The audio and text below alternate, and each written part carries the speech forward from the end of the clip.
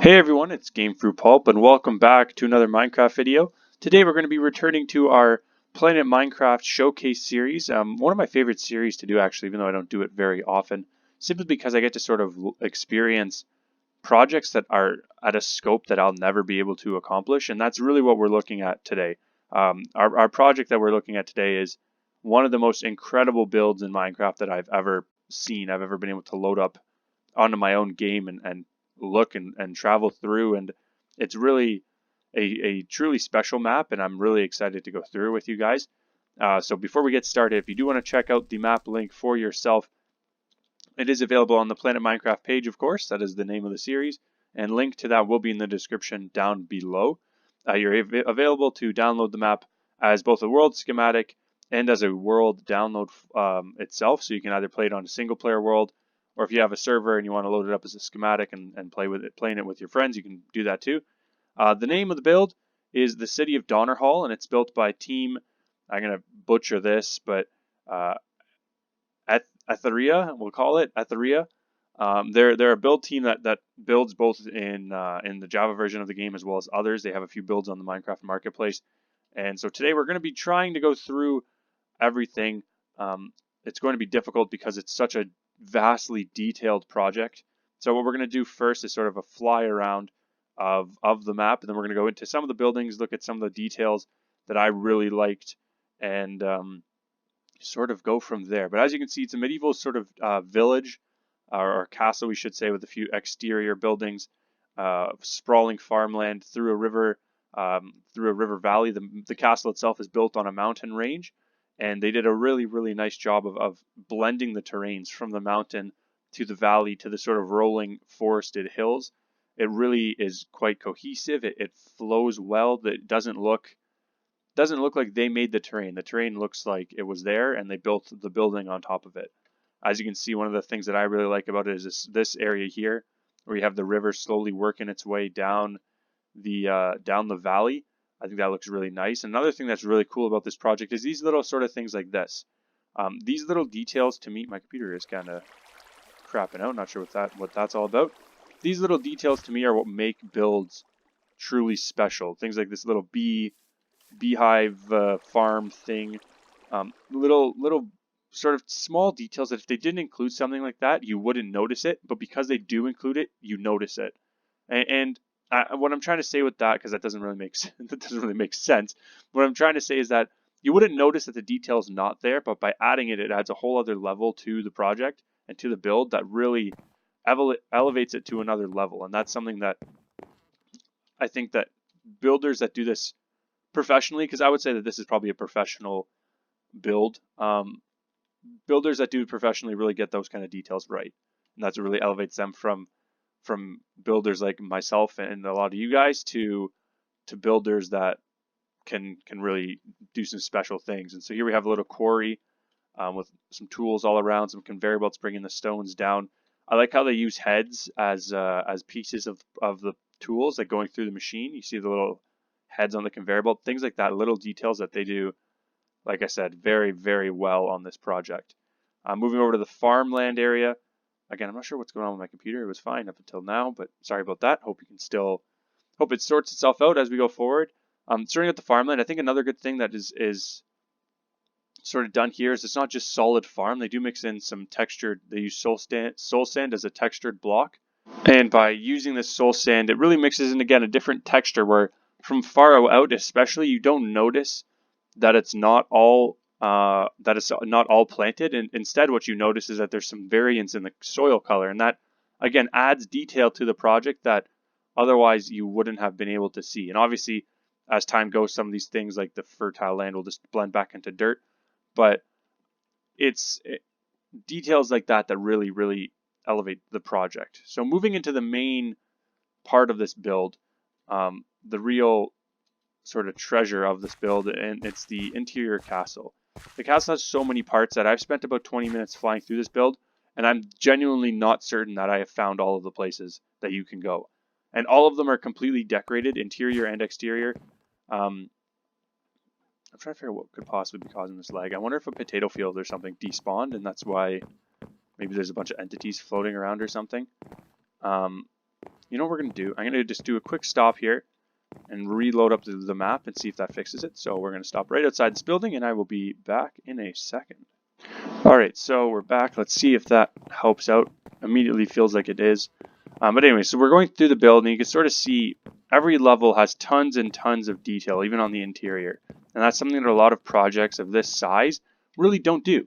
And so it adds such another level to the build that I really think, again, I wish that I could build something like this. I know that I will never be able to. I just don't have the vision to start from just a blank flat world and build this up. And that's something that these guys did. And they started with the terrain, they built out the castle, and it just turned out incredible. We have a little market area. It's really, not only is it beautiful, but it also makes sense from a sort of town planning perspective, where all the different aspects you would need to have a nice town are all present. And from there, you can really see how a place like this could be filled with people and functioning, filled with villagers, filled with animals, and really thriving as a town itself. And that's something that is really impressive about this build. Moving into the main part, again, I'm skipping over a lot of this stuff because I don't want to cover everything. I could be here for 2 hours covering this build. I encourage you guys to download this build and check it out for yourself, and make sure you check out the Planet Minecraft page for this build. It's really, I can't describe it enough. It's probably the coolest build I've ever seen in Minecraft. And so I encourage you to download the build yourself, check it out, play through it play it a bit. You know, if you want to, something that I would do for fun with this build, something that'd be really cool, is sort of add in a bunch of villagers, and you're the king of this area, right? You sort of have to, or queen, I guess, if you're king or queen. And so you can sort of manage your village and take care of it. And I'm thinking like Captain Sparkle's, if you're familiar with that YouTuber, Captain Sparkle style Fallen Kingdom, like protect the village from zombie invasion and stuff like that, could be really cool to sort of do with a map like this. The other thing you could do, because it's a schematic, is load it up with your friends and play like that. And again, there's so much opportunity with a map like this, because it's not a super huge map. Like I would guess it's maybe 3,000 by 3,000 blocks, but it feels like it is just massive, especially when this is my personal favorite part of this world. You have this little sort of canal thing with all these houses inside, again, decorated, everything decorated, even the smallest little huts.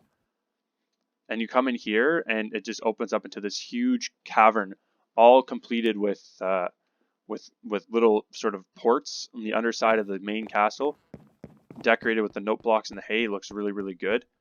And it's just keeps going. Like, you can genuinely get lost in here. And these little details like this, with the water running underneath the pathway, little houses, like, it just continues on, and you genuinely can get lost in this building in this project because of how vast it is, where you can get here and not know how to get out. And it's something, again, I'm almost at a loss. Like, I'm trying my best to not repeat myself, but I'm almost at a loss for words in explaining the true beauty of this project. It's when I saw it, I saw it on Twitter. Planet Minecraft tweeted it, sharing the project, and when I saw it, I checked it out, and I knew I immediately had to do a showcase on this video, because the main reason I do these showcases is to show you guys, in case you miss it, in case you don't follow Planet Minecraft on Twitter, in case you don't really follow Minecraft builds outside of watching people on YouTube, and I happen to be lucky enough to be one of those people that you watch. I want to make sure that you guys can see the quality of build that is out there, and this is really something that is truly a special project. And so, like I said, check it out for yourself, because I'm not going to be able to do this justice. I'm not going to be able to showcase everything, and things like this little attic, just with the details, the buttons, like, these were all done manually. The head, this cobweb, all these little details come together and really make this place come to life. When I was flying through this was one of my personal favorite areas, and there's one other small detail. I don't even know if I'll be able to find it. But coming from the main castle, which we'll go into in a moment, there's a little wall. This right here is something that I really like, and I think this adds such a layer of detail to this project, that this is probably my favorite part right here. This adds the sort of that pop of blue color of the water coming down, and you can picture it functionally being used in the castle. Like, this is how they get their water. They pump it up, and then the extra just goes and runs down. And it's something that looks so nice and adds, like I said, it's another one of those details. And that's really if I had to talk about one sort of theme of what makes this map truly special, it's that they added details that you wouldn't notice weren't present, that add such another level of depth to the project that really makes it special. And those sort of details are things that they captured incredibly well with this project. Things like that fountain, things like the little huts in the non-focus areas, in the areas that aren't your primary point of focus on this map, that they took the extra bear rug, that they took the extra time to really sort of add these details to the map. And that's what makes it, I'm lost in this house now. That's what makes it really special. And that's what makes this map probably my favorite map I've ever seen on the game. I don't want to spend too much time on the interior because I just want to focus on the exterior details. Things like these little windows here and things like that. Obviously, I do get distracted with the interiors as well because they're also detailed, but things that really bring the map together. They use the same sort of consistent color palette with all the roofs. I'm going to copy this for sure because this is something I'd always struggled with, is the green sort of tin style roof of this era. I never really knew how to capture that, and this did a really good job, and something they do well on this map in general, like I mentioned with the farm and even with the brown roofs. I can't zoom in because Optifine's not the super, I didn't set this one up because it's an older version of the game, but something they do well with all of the roofs is rather than having one consistent color, they blend 3 or 4 similar colors to make the roof pattern. So here you got the green, or here any of the sort of ground patterns. So if you're looking at it from above, from visually, you never see one constant color unless it's water. So you're looking at it here, you got the 3 different greens, you've got the 2 browns and the yellow for the sort of rustic style poorer housing. For the farmland, you have the soul sand that blends in and makes it look like it's natural land. And then for the pathway, you mix in the dark brown, the browns, the green, the dark grays that sort of make it look imperfect like it would in this era, right? And that's sort of the big things, that these little details that if you're not really paying attention, you won't do, that every single one they did. I genuinely cannot find a single thing I don't like on this map, and it's really just a great sort of map. And this video's been 10 minutes of me gushing about it, but I didn't really know. I wanted to do another Planet Minecraft video showcasing these type of builds because I really enjoy showcasing builds on Planet Minecraft, because like I said, it brings you guys a whole different style of Minecraft to my channel, because I can never do something like this. And that was the goal when I started this series, was to showcase builds that I wouldn't be able to do, to give you guys another sort of style of Minecraft to enjoy on my channel. And this is a perfect example of why I wanted to do that, because this is truly a beautiful project, and it's something that I don't think you could open this game up in 10 years and look at this world, and I guarantee you that nothing will blow this out of the water. Other projects obviously of similar detail would exist, but like things like this, builds like this, projects like this are truly timeless, in the sense of if this was built 10 years ago and you started it today, the beauty of this project, the details of this project would still be beautiful 10 years later. And that's something that, especially in a game like Minecraft, is hard to do, right? Personally speaking, when I open up my worlds from 5-10 years ago when I started playing this game, what I remember in my mind and what exists are often not very similar. And the level of detail I thought I had and the beauty I thought I had in these builds 10 years ago, when I've opened them up for the first time in years, I realize not quite the same as what I thought it was. This isn't one of those cases. This is a project that, even if Minecraft adds millions of new blocks and all these different things, this will still be a project that is up there in beauty and detail, in creativity, but also in realistic style of design. And that's something that truly makes this special. But anyways, I just want to, again, give kudos to the builders of this project. They did an incredible job. Check out the project for yourself. Like I said, it's available both as a world download and as a schematic. Check it out. Check out Planet Minecraft in general.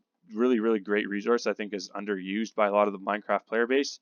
So be sure to check out Planet Minecraft, and I'll include in the description. I'll include the link to my page as well. I have a few projects on there, nothing like this, but check out my page as well if you want. And if you're new to the channel and you enjoyed, be sure to hit that subscribe button. If you're a returning viewer, thank you for your continued support. And if you want to leave a like if you enjoyed and share the channel with some of your friends, it would be greatly appreciated. Thank you to the build team. I'm not going to even try and say it because it's going to be wrong, but thank you to the build team again for sharing this world on Planet Minecraft. And that's pretty much everything, but I hope you guys enjoyed. My name is Gamefruitpulp.